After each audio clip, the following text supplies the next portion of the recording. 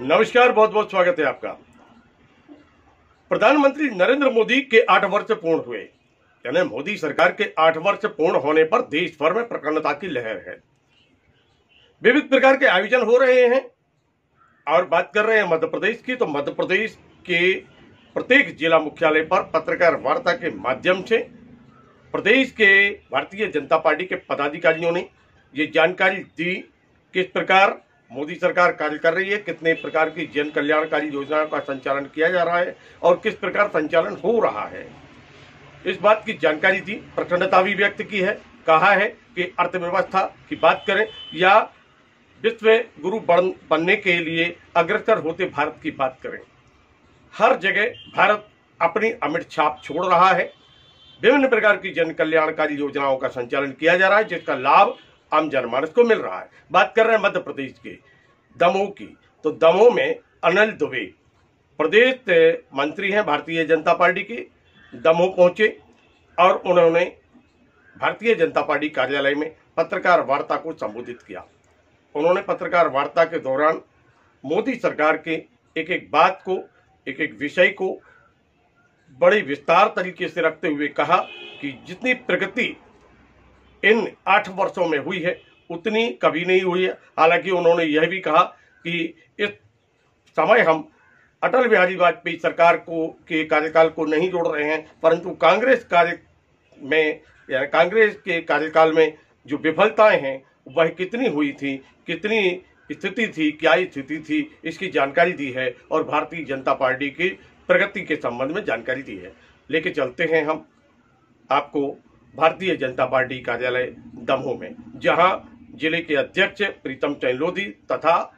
अन्य पदाधिकारी भी उपस्थित हैं। पत्रकार वार्ता के दौरान अनिल दुबे क्या कह रहे हैं, आइए सुनते हैं।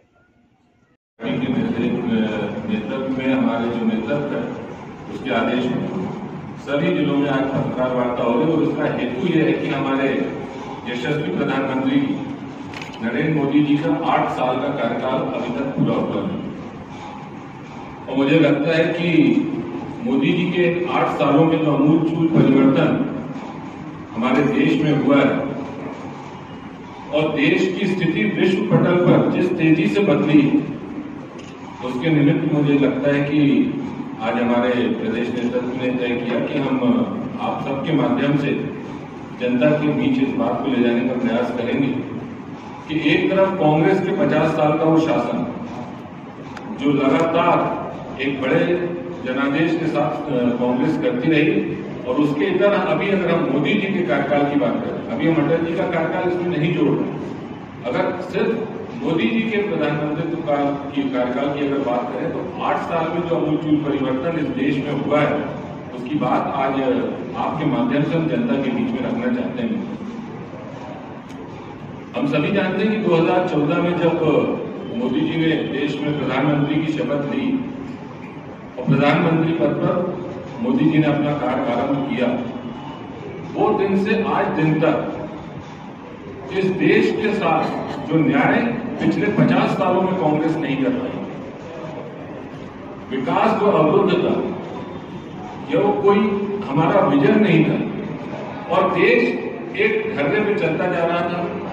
हम विकासशील देश की श्रेणी में रहे हैं, उससे हम ऊपर नहीं आ पा रहे थे। लेकिन आज मुझे आप सबको बताते हुए गर्व हो रहा है कि जब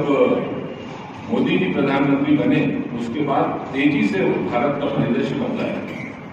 आज भारत की पहचान एक सशक्त देश के रूप में हो रही है।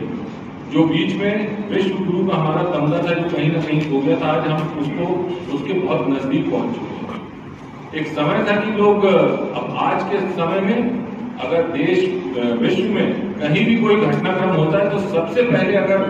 बड़ी जो हमारी ताकतें हैं, चाहे वो अमेरिका हो चाहे रूस हो, हर किसी की निगाह भारत की तरफ जाती है, मोदी जी की तरफ जाती है कि इस घटनाक्रम पर भारत का क्या उपलब्धि हमने पिछले 8 सालों में हासिल की। और अगर हम बात करें अब उनके कार्यों का उल्लेख करना शुरू करूं तो मुझे लगता है कि सबसे पहले तो मैं आपको बताना चाहता हूं कि मोदी जी ने जैसे ही शपथ ली और उन्होंने एक सबसे बड़ा मिशन अपने हाथ में लिया था स्वच्छता का। आप सबको याद होगा कि लाल किले की प्राचीर से सबसे पहले उन्होंने स्वच्छता के लिए आह्वान किया था। जो आज एक अभियान बन गया, जो एक छोटे बच्चे से लेकर एक बुजुर्ग तक सब स्वच्छता की तरफ जिस तरीके से मोदी जी ने उसकी तरफ प्रेरित करने का काम किया है, और स्वच्छता सिर्फ देखने के लिए नहीं कि स्वच्छ दिखे, स्वच्छता के कारण आज देश में आप उसके स्वास्थ्य पर, शिक्षा पर, युवाओं पर, हर चीज पर असर पड़ता है, तो सबसे पहले स्वच्छता का पड़ता है। मैं अगर बात करूं कि कुछ बड़ी योजनाओं की जिनके कारण आज देश में बड़ा परिवर्तन आया, देश में एक क्रांति आई है, वो मोदी जी के 8 सालों में आई है। चाहे वो जनधन खातों से अगर हम शुरू करें, तो इस देश की एक बड़ी आबादी